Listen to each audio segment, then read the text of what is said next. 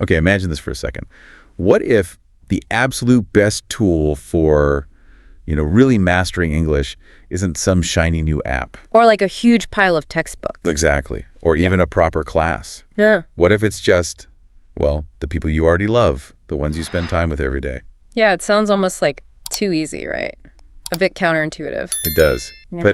But digging into the material for this deep dive, there's this really strong argument. A compelling one, definitely, that your family, your friends, they could actually be your secret weapon for getting fluent in English. Right.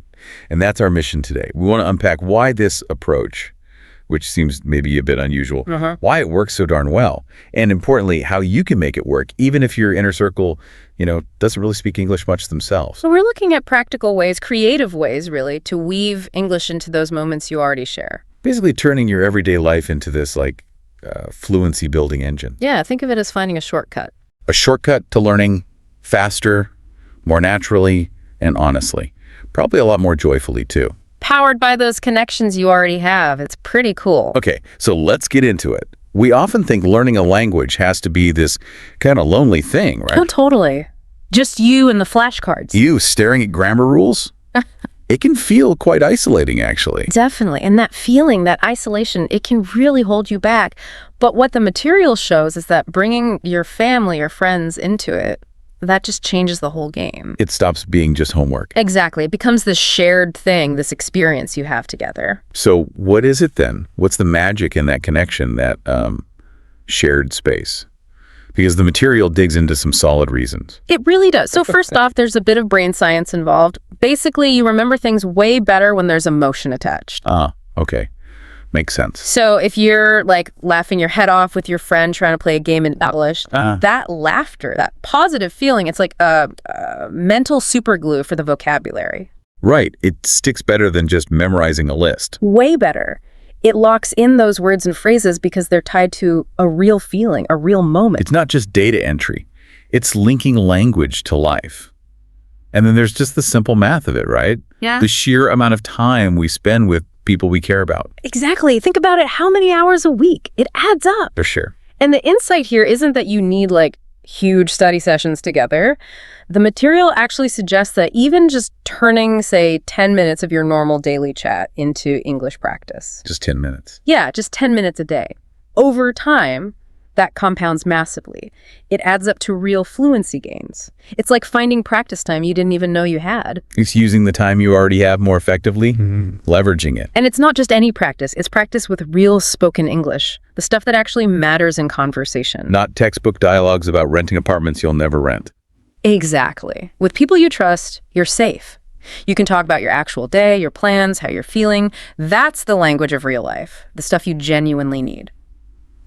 And I guess that safety, that comfort zone, Yeah.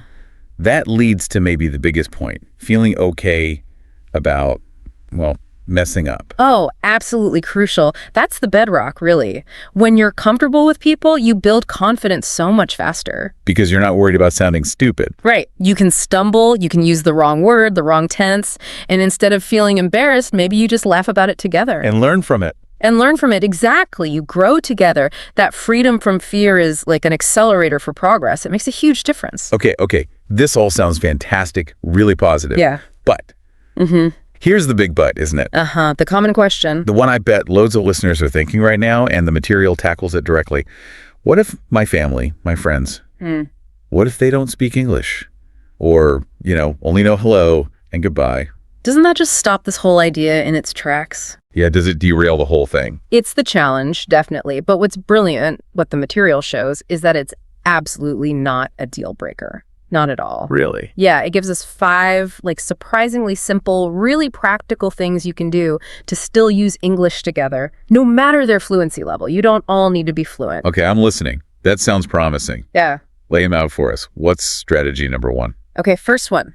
The 1 English word challenge. Simple name. Simple concept. Basically, you encourage them, maybe help them choose just 1 English word or a really short phrase to try and use each day. Like what? Give me an example. Could be saying good morning instead of the usual greeting, or asking what time is it, or maybe announcing dinner is ready in English. Okay, so it's super low pressure. Exactly. Easy to remember, builds a tiny routine. Yeah. And it makes them feel involved without needing, full sentences. It's fun. I like that. Okay, strategy number 2. You become the teacher. Just teach them one word or phrase that you learned that day. Something simple. The cool thing the material points out is that teaching someone else, it really cements it in your own brain. Right. Explaining it forces you to understand it better. Totally. It reinforces your own learning. Win-win. Okay, teaching is learning. Got it. What's next? This one sounds like something people might do anyway, mixing languages. Yeah, sometimes called code switching. The material suggests doing this deliberately. Don't be afraid to mix your native language and English in the same chat, even the same sentence. So like, let's go to the cocina and make some tea. Or, wait, no, the other way. Yeah, maybe more like, let's go to the kitchen and make some tea. Or, where's my bolso? Have you seen it? Or maybe, let's go to the kitchen and make some tea. Or, where's my bag? Have you seen it? Right, mixing it up naturally. Yeah, and that mixing apparently helps your brain transition more smoothly between the languages. It kind of builds a bridge. Instead of a hard wall between them. Yeah. Cool. Okay, this next one sounds like actual fun. Playing games. Yes. Turn game night into English practice time. And we're talking simple games here. Like, Charades is perfect, acting out words. Or 20 questions, trying to guess something. Even just a basic name 5 things game. You pick a category, fruits, countries, animals, and try to name 5 in English. and you could make it competitive. Definitely. The material suggests adding a little friendly competition. Winner gets bragging rights, maybe picks the next movie, or gets dessert. Nice. Makes practice feel like play. Exactly. And the last one uses something we probably all do anyway. Watch stuff. Screen time. Right. Watch English shows or movies together. Maybe start with subtitles in your own language if that helps. But the key, the material says, isn't just passive viewing. You got to interact with it. Yeah. Pause it now and then. Talk about what you just heard. Ask questions like, did you get that joke? Or what do you think they meant by, let's call it a day? So it becomes active learning together. Exactly. Collaborative. Those are genuinely great practical ideas, and they really show you don't need everyone fluent to get started. Okay, so that's interacting with people. What about just the space, our homes? How do we make our actual environment more English friendly? Yeah, this is about turning your living space itself into a kind of passive learning zone, getting creative. The material gives us 5 really neat, simple ways to do this. Okay, first one sounds classic, involves office supplies, sticky notes. You got it. Go old school. Label stuff around the house, fridge, mirror, remote control, toothbrush, door. Just slap a sticky note with the English word on common items. Why does that work so well? It's constant, low-key exposure. You see the word every single day. You read it. Maybe you say it out loud when you use the item. It just sort of sinks in without conscious effort. Effortless repetition. Built right in. Okay, what's the next idea for this English zone? Designate an English hour. Ooh, sounds official. It's simpler than it sounds. Just pick 1 hour a week, maybe the same time each week, where everyone at home agrees to try and speak only English. Only English? That sounds hard if people aren't fluent. Well, the key thing the material stresses is progress, not perfection. It absolutely doesn't matter if it's full of mistakes or pauses or gestures. Okay. The effort is the point. Exactly. Just using it for that hour is incredibly powerful. You could schedule it around dinner or playing a game or even doing chores together. Giving yourselves permission just to try? I like that. Yeah. How about taking English outside the home? Like on errands? Yes. Use English when you're shopping together. Narrate what you're doing. Describe things as you put them in the cart. Right. Okay, do we need milk? Let's buy 3 apples. Where is the chocolate section? Simple stuff. Involve your partner, your kids, whoever's with you. It makes the language feel immediately useful, connected to real tasks. Totally. And what about reading together? Story time. Story time in English. Great with kids, obviously, but you can do it with a partner too. Short stories, even simple children's books are amazing. Why children's books? Because the language is often clear, repetitive. It's designed to be understood easily.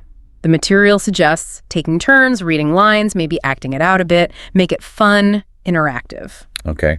And the last method sounds kind of modern, using our phones. Yeah, make family English videos, little short fun clips together. Like what? Pretend you're doing a cooking show, naming ingredients in English, or is this a simple vlog? Today we went to the park. It's low pressure speaking practice. You can watch it back and you're making cool memories. That actually sounds really fun. It's like practice without feeling like practice. That's the goal. Wow. Okay. Those are really creative ways to just weave English into life. Less like study, more like just living, but with English sprinkled in. Now, the material also had something specific for you, the listener, right? A way to practice this right now. Yeah, it describes this really interesting guided practice idea. It happens mostly in your head, or maybe you talk out loud to yourself. You basically imagine having a conversation with someone close, your friend, your sibling, whoever, and you mentally or verbally answer questions about how you'd use English with them. So it prompts you with things like, what do you usually talk about with your family? Could you describe your last meal in English? If your friend wanted help, what would you say? Exactly. It's like rehearsing real-life situations in your mind. And why is that effective? Just thinking about it. Because you're firing up the same brain pathways you'd use in a real chat. You're practicing finding the words, building sentences, thinking in English, even without someone there. It builds confidence and fluency for when the real conversations happen. That really drives home that practice opportunities are everywhere, even when you're just by yourself. Okay, and to help kickstart those actual conversations with family and friends, the material gave some specific starters. Yeah, really useful ones, broken down into categories. First up, just simple, everyday questions. The basics. The absolute basics. Things like, how was your day? What was the best part of your week? What are we having for dinner? You need any help with that? What time are we leaving tomorrow? It's just daily connection stuff. Essential. Use them all the time. Yeah. Then talking about feelings. Right. Moving a bit deeper. Sharing how you are. You look tired. Are you okay? Or sharing your own state. I'm feeling really happy today. Or reacting. That made me laugh so much. Allows for that emotional connection in English. Nice. And finally, some fun ones to kind of spark things up. Yeah, more imaginative or playful questions. If you could travel anywhere, where would you go? What superpower would you choose? If we started a restaurant together, what kind of food would we serve? Fun hypotheticals. Exactly. The material suggests using these not just for practice, but to genuinely make your family smile, get them talking, and naturally bring English into that fun moment. This is all building towards something bigger, though, isn't it? It feels like a real shift in mindset about how language learning happens. Absolutely. That's maybe the most powerful takeaway here. The material directly pushes back against that old idea. One where you have to live abroad. Exactly. That you need to be in London or New York or Sydney to really get fluent. So no need to pack your bags. Not according to this view. The material makes a really strong case that your living room, it's enough. Your kitchen, that's your classroom. Your family, they're your partners. Wow. You don't wait for some perfect English environment to appear. You build it right where you are with the people you already love. Just by weaving English into your life bit by bit. Yeah. Through the laughter, the shared meals, the silly games, through connection. And, through love, really. Your loved ones, even if they can't conjugate a verb to save their lives, they can be your biggest cheerleaders, your greatest support system. Okay, wow. Let's maybe pull back for a second, just quickly recap the main points we've hit in this deep dive. Sounds good. So we saw your family and friends, not just bystanders, but potential core practice partners. Right. And using everyday activities, your home space, turning those into learning moments. Yeah, creating that constant exposure. And crucially, remembering that courage and just doing it consistently. Even with mistakes. Especially with mistakes. That's way more important than perfect grammar. And knowing that your loved ones, fluent or not, are your support. And making it fun. That seemed key too. Definitely not optional. It has to be enjoyable. Okay, so the material also had a very specific challenge for this week. For you, listening right now. It did. Here it is. Teach one person in your family, just one, a new English word or phrase every single day for the next 7 days. One person, one phrase each day for a week. And then this is important. Make a point to actually use that word or phrase together in a sentence sometime that day. Okay. Put it into action. Just think about that. If you do it, that's 7 deliberate moments of English practice you've created, 7 little micro conversations, all built around connection. That consistent small effort, Yeah. it really adds up. Incredibly powerful. So as we wrap up this deep dive, maybe the final thought is this. Yeah. Just consider, really think about how much untapped language learning potential is already sitting right there. Dormant, maybe, but powerful. Yeah. In the relationships you already cherish. So the question is, what's one simple step, maybe even a slightly playful one like we talked about? What step could you take, maybe even today, to turn just one moment with someone you love into a tiny step forward on your English fluency journey.